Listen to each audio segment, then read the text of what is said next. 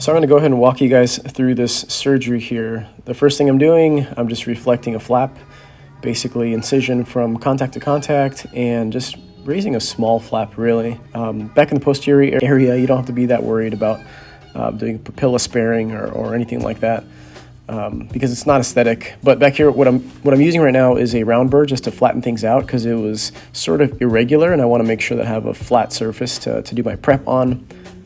Moving on to this little pilot drill here, and I have my assistant irrigating for me. I'm just basically taking all the drills to depth. You do want to make sure that you confirm it with an x-ray though.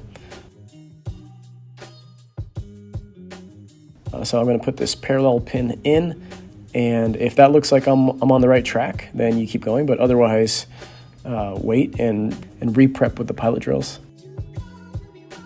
So now I'm just going to finish this guy up with the bigger implant drills, and that's it.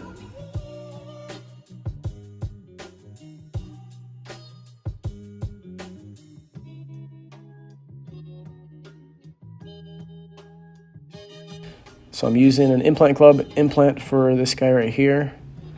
Super excited to release our implants. Man, it's making me nervous just watching it on the screen. All right, so we're putting it, you put it in with your fingers, right? It's got this little thumb grip, and you just kind of use that to go all the way down as much as you can. I didn't take it all the way down because it kind of maxes out. Once it's like 3/4 of the way in, I pop that guy off. That's just a little transfer, and take it the rest of the way with my little hand driver. Using a little cover screw on this one, I'm going to cover this one up under the gums, and I'm going to suture. I basically suture this pretty quick with some interrupteds. When David Wong was here, man, he takes his time suturing this, making sure to put as many sutures as he needs to.